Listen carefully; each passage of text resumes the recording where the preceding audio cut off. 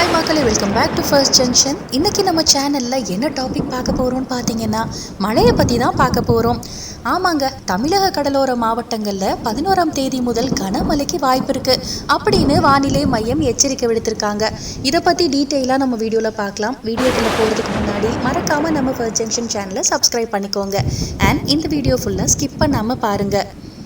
தமிழகத்தில் உள்ள கடலோர மாவட்டங்களில் வரும் 11ஆம் தேதி முதல் கனமழை பெய்ய வாய்ப்பு இருக்குது அப்படின்னு வானிலை ஆய்வு மையம் தெரிவிச்சிருக்காங்க. நவம்பர் மாத பிற்பகுதியில் பல மாவட்டங்களில் கனமழை முதல் மிக கனமழைக்கு வாய்ப்பு இருக்குது அப்படின்னும் சொல்லியிருக்காங்க. தமிழகத்தில் வடகிழக்கு பருவமழை ஸ்டார்ட் ஆயிடுச்சு. வடகிழக்கு பருவமழை பல மாவட்டங்களில் பரவலாக பெய்து வந்துட்டே தான் இருக்குது.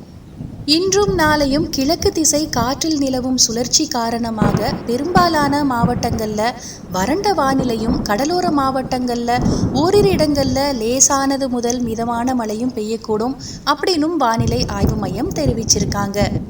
அடுத்ததாக சென்னையை பற்றி பார்க்கலாம். சென்னையை பொறுத்த மட்டும் இன்று வானம் ஓரளவு மேகமூட்டத்துடன் காணப்படும்னு சொல்லியிருக்காங்க.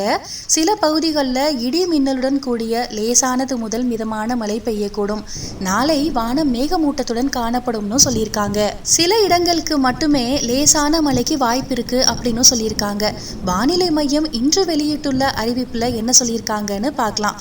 வடகிழக்கு பருவமழை இயல்பை விட குறைவாக பெய்துள்ளதாக தெரிவிக்கப்பட்டிருக்கு. கடலோர மாவட்டங்களில் இருக்கிறவங்களுக்கு கூட கனமழை பெய்ய போதாம். அதை பற்றியும் இப்போ நம்ம டீட்டெயிலாக பார்த்துடலாம். தமிழகத்தில் நவம்பர் 11 முதல் தமிழகத்தில் உள்ள கடலோர மாவட்டங்களில் கனமழை பெய்ய வாய்ப்பு இருக்குது அப்படின்னு சொல்லியிருக்காங்க. சென்னை முதல் நாகை வரை கடலோர மாவட்டங்களில் கனமழைக்கு வாய்ப்பு இருக்குன்னு தெரிவிச்சிருக்காங்க. அதுக்கப்புறமா 2 நாட்களுக்கு வறண்ட வானிலை அப்படின்னு சொல்லியிருக்காங்க. அதை பற்றியும் பார்த்துடலாம்.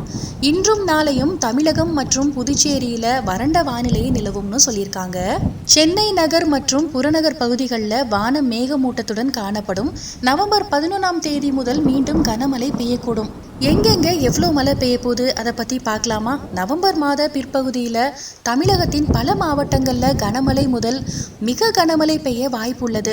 கடந்த 24 மணி நேரத்தில் ஒட்டப்பிடாரம், வீரகனூர், செங்கோட்டையில் தலா 4 சென்டிமீட்டர், கூடலூரில் தலா 3 சென்டிமீட்டர் மழை பதிவாகியிருக்கு.